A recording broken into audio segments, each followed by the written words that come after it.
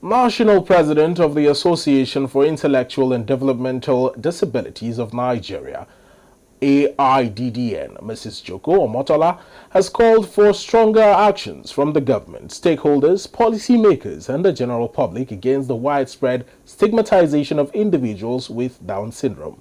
Speaking exclusively with our health correspondent in commemoration of World Down Syndrome Day, Mrs. Omotola emphasized the significant challenges these individuals encounter, particularly in education, healthcare, and employment sectors, and urged for urgent measures to address these issues.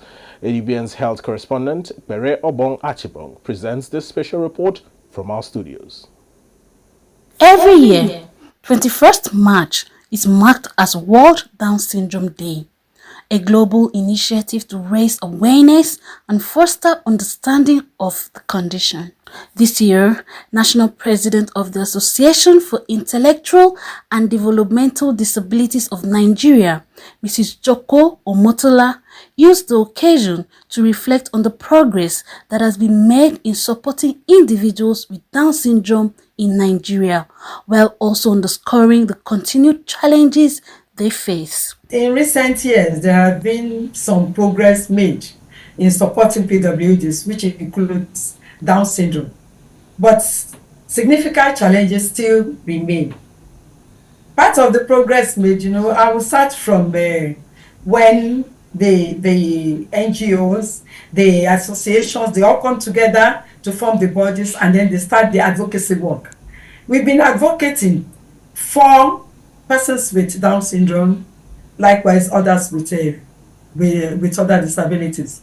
There have been so many efforts through the NGOs and then the advocacy groups. We educate the public, we enlighten the government, we educate the societies, at least to reduce stigma and then discrimination. If we remember that in 2019, the government signed the Prohibition Act, which fights against the discrimination of persons with disability, and persons with disability includes persons with Down syndrome. So the law has really it's really having effect on awareness creation and on the upliftment of persons with disabilities, including persons with Down syndrome. She elaborated on the key role played in advocating for the rights of people with Down syndrome, particularly in areas like education, employment, and social inclusion. We still need more to be done, because if the policies made by governments, the acts that they've signed for, if they start implementing them, it will reduce discrimination and stigmatization of a person with Down syndrome. So we have the attitude of parents too, to bring their children out, to be involved in the advocacy program, so that they will know that they are not the only person there. They should forget the idea of locking their children up in the house. They should bring them out. They are not left alone. We too, we are there. I'm the mother of a son with Down syndrome, so we know what it means and we know how we feel. But with proper education, everything will fall in place. Then we have educational barriers. The needs of our children, though some of them, they go to school, inclusive schools, but their needs are not met. They only go to that school just for going to schools. Because for you to really educate a person with Down syndrome, for him to be effective to the country, he needs an individual educational plan. So their needs are different. So if we need to believe in diversity, otherwise we cannot group all of them together and think they will achieve the same purpose. So in the area of education, we have that serious barriers, and then the lack of specialized teachers. Mrs. Omotola stressed the importance of breaking barriers to inclusion, noting that individuals with Down syndrome often face unnecessary discrimination and exclusion in various aspects of life. She urged the federal government, policymakers, educators, and the public at large to take stronger and more concerted action against stigmatization and support the inclusion of people with Down syndrome in all areas of the society.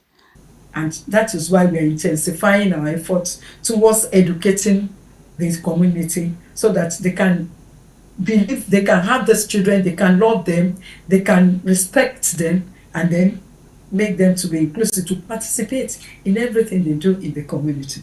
We are raising awareness. There's continuous awareness on the government so that these inclusive schools, we should have many of them, especially in all the local governments, so that the schools will not be far away from where our parents can take their children to. So we educate the community, we educate the government, still increasing awareness. Awareness is the major thing. Then we foster inclusive practices in the community.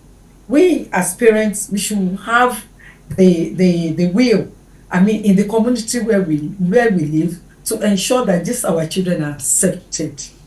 What is wrong with them is not a disease.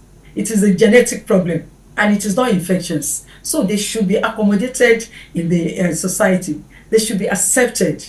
In conclusion, Mrs. Omotola reiterated that the fight for equality and respect for individuals with Down syndrome is ongoing. She emphasized that with collective efforts, significant strides can be made towards creating a more inclusive, accepting, and supporting environment for everyone. Perebon Achibon, ADBN News.